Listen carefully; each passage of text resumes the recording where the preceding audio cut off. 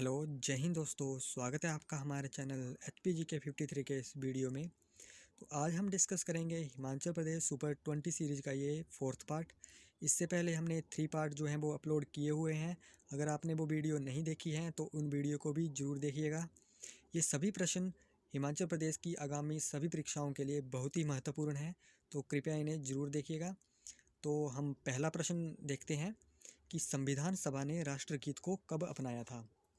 तो जो संविधान सभा है उसने राष्ट्रगीत को 24 जनवरी 1950 को अपनाया था और 24 जनवरी 1950 को राष्ट्रगान को भी अपनाया था। देखिए, संविधान के जो अधिकांश भाग हैं वो 26 जनवरी 1950 को लागू हुआ था, परंतु नागरिकता, चुनाव और अस्थाई सदन तथा अन्य कुछ प्रावधान जो थे वो 26 नवंबर 1949 को ही लागू कर दिए गए थे। तो संविधान के निर्माण और आम कानूनों को लागू करने के अलावा भी संविधान सभा ने और भी कार्य किए थे, जैसे कि राष्ट्रगीत को अपनाया था, राष्ट्रगान को अपनाया था और ये दोनों को 24 जनवरी 1950 को अपनाया गया था। और राष्ट्रध्वज को जो है वो 22 जुलाई 1947 में अपनाया गया था। और एक और है कि राष्ट्रमंडल में भारत की सदस्यता का सत्यापन जो है वो इन्होंने किया था मई 1949 में। ठीक है, तो इस क्वेश्चन का राइट आंसर जो है वो है 24 जनवरी 1950। हमारा नेक्स्ट प्रश्न है कि भारत में मुख्य चुनाव आयुक्त का कार्यकाल कितना होता है। तो जो अनुच्छेद 324 है उसके अकॉर्डिंग जो मुख्य चुनाव आयुक्त और अन्य चुनाव आयुक्तों को राष्ट्रपति द्वारा 6 वर्ष या 65 वर्ष तक जो भी पहले हो नियुक्त किया जाता है। तो इसका जो करेक्ट आंसर होगा वो होगा 6 वर्ष। तो देखिए, चुनाव आयोग की जो स्थापना है वो कब करी गई थी, वो की गई थी 25 जनवरी 1950 को। ठीक है, चुनाव आयोग संविधान के अकॉर्डिंग की गई थी। ठीक है, और हमारे जो पहले चीफ थे, इसके मुख्य चुनाव आयुक्त थे, चीफ इलेक्शन कमिश्नर थे, वो थे सुकुमार सेन। और वर्तमान में 23rd जो हैं वो हैं सुनील अरोड़ा। हमारा नेक्स्ट प्रश्न है कि किस विश्व विरासत स्मारक को मुगल वंश के कब्रिस्तान के रूप में जाना जाता है। तो इसका जो करेक्ट आंसर है वो है हुमायूं का मकबरा। तो हुमायूं के मकबरे को मुगल साम्राज्य के कब्रिस्तान के रूप में प्रशंसित किया गया है। यह भारत में एक यूनेस्को सांस्कृतिक विरासत स्थल है। मुगल सम्राट हुमायूं की मृत्यु जो हुई थी वो 1556 ईस्वी में हुई थी और उनकी विधवा हमीदा बानो बेगम ने 1569 में इस मकबरे का निर्माण शुरू करवाया था। जो हुमायूं का पूरा नाम भी कभी कभी एग्ज़ाम में पूछ लिया जाता है, तो उनका पूरा नाम था नसरुद्दीन मोहम्मद हुमायूं। ठीक है, हमारा नेक्स्ट प्रश्न है कि भारत का सबसे बड़ा ऑडिटोरियम कौन सा है। तो जो सबसे बड़ा ऑडिटोरियम है उसका नाम है श्री शंखमुखानंद हॉल। श्री शंखमुखानंद हॉल भारत का सबसे बड़ा ऑडिटोरियम है। यह मुंबई, महाराष्ट्र में स्थित है। यह एशिया में अपनी तरह का सबसे बड़ा है। ऑडिटोरियम का मुख्य उद्देश्य फाइन आर्ट्स को बढ़ावा देना है और इसकी स्थापना जो है वो 1952 में हुई थी और इसका उद्घाटन जो है वो 1963 में तत्कालीन बॉम्बे गवर्नर डॉक्टर विजयलक्ष्मी पंडित ने किया था। हमारा नेक्स्ट प्रश्न है कि वर्तमान में राष्ट्रीय महिला आयोग की चेयरपर्सन कौन है। तो इनकी चेयरपर्सन जो है वो है ममता शर्मा। तो देखिए, ये जो है एक राष्ट्रीय महिला आयोग जो है वो एक स्टैट्यूटरी बॉडी है और जो इसकी स्थापना है वो हुई थी 31 जनवरी 1992 में। ठीक है, तो नेक्स्ट प्रश्न है कि वर्तमान में उपराष्ट्रपति का वेतन कितना है। तो वर्तमान में जो उपराष्ट्रपति का वेतन है वो है 4 लाख रुपए। ऑप्शन डी इसका करेक्ट है। यह राशि उसे राज्यसभा का पदेन सभापति होने के कारण मिलती है, क्योंकि संविधान में उपराष्ट्रपति के लिए कोई वेतन ही निर्धारित नहीं है। हमारा नेक्स्ट प्रश्न है कि 2023 में G20 शिखर सम्मेलन की मेज़बानी कौन सा देश करेगा। तो जो देखिए 2023 में है वो G20 शिखर सम्मेलन की मेज़बानी जो है वो भारत करेगा। ठीक है, और G20 शिखर सम्मेलन 2022 में इंडोनेशिया करेगा। पहले यह 2022 में इंडिया कर रहा था, लेकिन बाद में इंडिया को 2023 दे दिया गया और 2022 दे दिया गया इंडोनेशिया को। तो 2020 का जो अभी हुआ है वो हुआ है सऊदी अरब में और 21 का इटली में होगा। नेक्स्ट प्रश्न है कि ठोस कार्बन डाइऑक्साइड का सामान्य नाम क्या है? तो जो सूखी बर्फ़ है जो ठोस CO2 का सामान्य नाम है, इसका ऑप्शन जो है वो बी करेक्ट होगा। यह गर्म होने पर तरल में नहीं पिघलता है बल्कि सीधे गैस में बदलता है।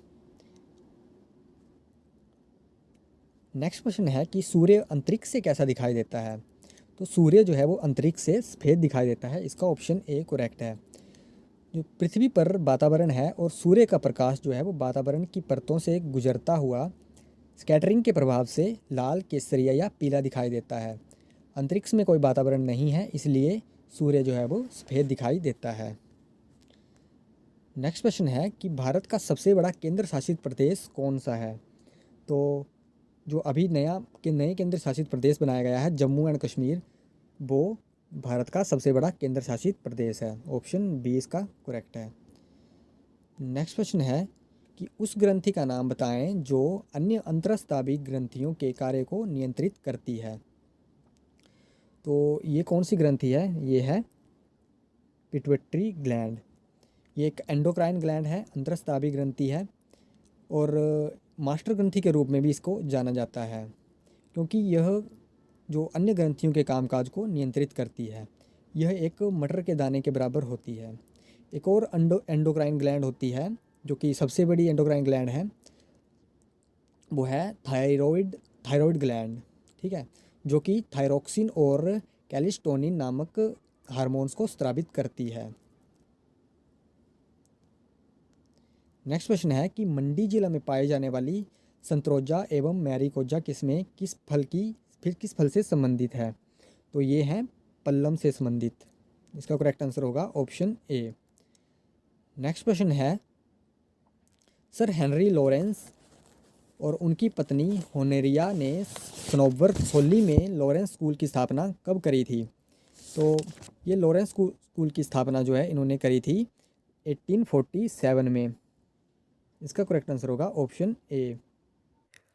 नेक्स्ट प्रश्न है मैथमेटिक्स का है कि ए अकेला एक कार्य को 12 दिन में कर सकता है और बी जो है वो ए से 20% एफिशिएंट है, मतलब कार्य करने में एफिशिएंसी उसकी ज़्यादा है। तो 20 समान कार्य करने में कितना समय लेगा?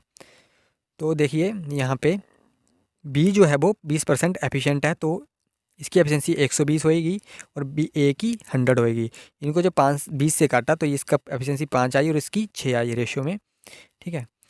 और जो टाइम का रेशियो होता है वो एफिशिएंसी का रिवर्स होता है, तो इसकी 6 हो गई, इसका टाइम 6 लगेगा, इसको 5 लगेगा। लेकिन क्वेश्चन में हमें ए का टाइम जो है वो 12 दिन बताया गया है। यहाँ पे देख सकते हैं आप 12 दिनों में कर सकता है और यहाँ पे 6 दिन आ रहा है। तो 6 जो है वो बराबर हैं 12 के, मतलब कि 6 × 2 12। तो अगर ये × 2 हो रहा है तो ये भी × 2 होएगा। तो अगर इसको × 2 करेंगे तो 10 डेज़ जो है वो बी का जो आंसर आएगा वो 10 डेज़ आएगा। मतलब कि बी उस काम को 10 दिनों में ही कर देगा जिस काम को करने में ए को 12 दिन लगेंगे। नेक्स्ट प्रश्न है 12x = 19 का स्क्वायर - 11 का स्क्वायर। तो इसमें x का मान जो है वो ज्ञात करना है। ये तो सिंपल ही है कि 12x = 19 का स्क्वायर - 11 का स्क्वायर, इनके स्क्वायर जो है ओपन किए और 12x = 240 और x की वैल्यू जो है वो 20 आ गई। हमारा यहाँ पे ऑप्शन है ऑप्शन ए करेक्ट होगा। नेक्स्ट प्रश्न है कि 10 वस्तुओं का जो CP है वो 5 वस्तुओं के SP के बराबर है, तो प्रतिशत लाभ की गणना करें। तो इसमें देख सकते हैं आप जो CP क्रय मूल्य है 10 वस्तुओं का वो 5 वस्तुओं के विक्रय मूल्य के बराबर है। तो हमने इसमें रेशो बना दी CP और SP की, तो ये रेशो आई हमारी 1:2।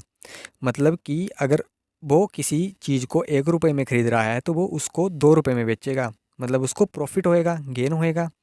तो गेन परसेंटेज कैसे निकालते हैं? SP - CP के रिस्पेक्ट में निकलता है। तो हमारा CP जो है वो 1 है और SP - CP मतलब 2 - 1 1, तो ये 100% आंसर। इसका जो ऑप्शन है वो C ऑप्शन करेक्ट होगा। नेक्स्ट प्रश्न है एक मुहावरा है हिंदी का कि 19-20 का अंतर होना, ये सबने सुना ही होगा। तो 19-20 का अंतर होना, इसका मतलब होता है कि बहुत ही कम अंतर होना। इसका ऑप्शन बी करेक्ट है। नेक्स्ट क्वेश्चन है कि बाणगंगा नदी किस पर्वत श्रृंखला में बहती है? इसके ऑप्शन है सिकंदराधार, चूड़धार, धौलाधार या कोटधार। तो इस प्रश्न का उत्तर जो है वो आपको कमेंट बॉक्स में टाइप करके बताना है। ये प्रश्न आपके लिए है। तो आपको ये वीडियो कैसी लगी हमें कमेंट करके ज़रूर बताइएगा, और इस वीडियो को लाइक, चैनल को सब्सक्राइब ज़रूर कर लीजिएगा।